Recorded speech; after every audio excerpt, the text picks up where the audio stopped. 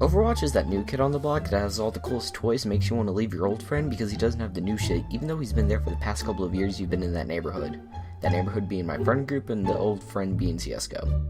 I've never felt like I've betrayed a game so hard until now, but that's okay because I don't like the other games as much, and I always come back.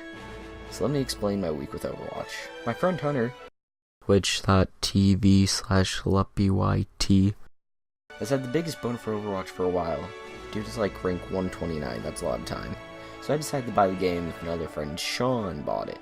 And let me tell you, I just bought it a couple days too early and wasted $10 I didn't need to because Blizzard put the game on sale, and the Game of the Year edition, which is actually the new Origins edition, is the same amount as the regular edition at the time of writing. So instead of trying to get it for no extra charge and contacting Blizzard, I spent $10 upgrading. Now I have skins I care about just a little bit, but I don't know if it was worth it, but oh well. Anyways, to the actual game. Overwatch pulls the player in on its first launch with the generic Soldier 76 as your tutorial character. You get introduced to Tracer, the poster girl of the game that has way too much porn drawn of her. Once you get through that shit thinking about how much of a scrub the game thinks you are, you can play around with all the characters in a test area. This is probably one of the better features of Overwatch for the new user experience, and I should probably use it the next time I think about putting a new hero in my rotation. I keep going into games never playing a character I have to. Not only that, Blizzard was nice enough to put in a mode to play against AI. If you're too scared to ruin the game for your teammates in quick play, you and another 5 people can have at it on another team of 6 AI players in easy, medium, and hard difficulties. I have to give it to Blizzard for making it easy to get in if this is baby's first FPS. So that's the gameplay though.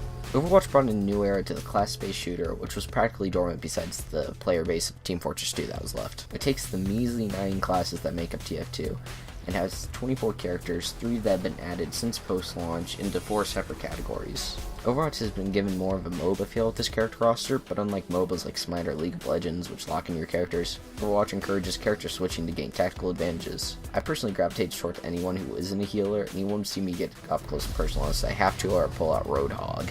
Sean, on the other hand, almost exclusively plays Lucio, and he's almost always on the end cards at the end of the game for a shit ton of healing. Most standard games are 6-on-6 and are either Assault, where both teams play best 2 of 3 rounds to capture a point, a la King of the Hill, Escort, where one team escorts a vehicle to a point while the other team tries to push them back, or Hybrid mode, which is either Escort, where the attacking team has to take a point to be able to escort the payload, or 2 points to defend from the attacking team. These are pretty standard game modes for the genre, but coming from shooters like Halo, Call of Duty, and Counter-Strike, I do miss a game mode that relies on a single life or deathmatch style. This kind of exists in the arcade mode, but since I mostly play with friends who quick play, I haven't really touched arcade. A week in, playing this game still feels kind of confusing. The default keybinds kind of mess me up a little bit, and I'll hit like Q and hit my alt off on accident whenever I try to hit tab. Character abilities aren't standardized, so sometimes you'll have things like Pharah's boost being bound to both spacebar and right mouse button, and Tracer's blink being bound to both left shift and right mouse button as well. I know with a bunch of characters you can't really standardize everything, but having one thing bound to multiple buttons not be standardized across everything just doesn't really make much sense to me. Maybe playing around with the characters some more I could realize some of these binds, but when I'm in the middle of a battle and I hit off something I don't mean to because it's bound to 2 different keys and it doesn't tell me that doesn't really sound like a good user experience. Playing with friends is encouraged by the game though. You get an XP boost when you play in a group, and in a game that requires teamwork to win, it really makes sense. If your team isn't on the same terms or you have a team that is running all healers, don't expect to win. Speaking of XP, that stuff is connected to 2 different things in the game. The ability to play in competitive mode and loot boxes. The barrier to competitive mode makes sense since you don't want people like me who've only won 5 games out of the 20 they've played to act like they're pro. Loot boxes, on the other hand, are one of the trends in gaming that kinda makes sense for this game. You get a free one each time you level up or in the arcade mode for some number of wins. You have a chance to get voice lines, poses, sprays, avatars, or skins, and in-game currency. If you get any one of these that you already own, you get some in-game currency as well, so I guess that kinda helps. You can also buy loot boxes to gamble away your money for skins you may or may not get.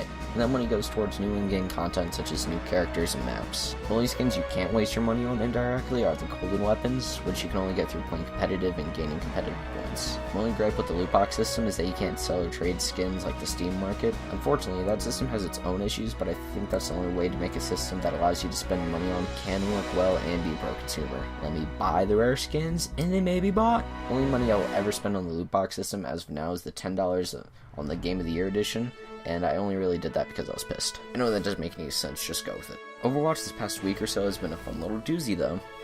I mean, have I played 30 games? Yeah. Have I only won 5 of them? Sure, the gameplay has a nice hook, and since not all the characters require precise aiming, Zenyatta, almost anyone who wants to try out this class-based shooter can jump right in and do good enough to not hate themselves. Unfortunately, I don't feel the need to play this game on my own. I need to talk to people when I play this game, and I don't know how willing the quick-play population is to talk on their mics. I might try if I ever feel the need to play by myself, but that's not happening anytime soon. Once I get in the zone with friends, everything is good.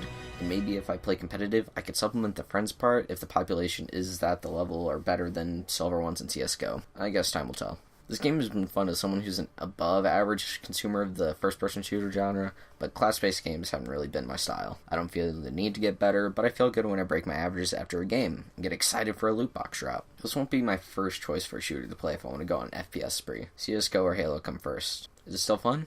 Yeah. Overwatch, you have my respect. Did you guys enjoy the video? Why don't you tell me down in the comments below? Leave a like if you liked it, dislike if you disliked it. Hit the face over there to subscribe and check out these other fine videos.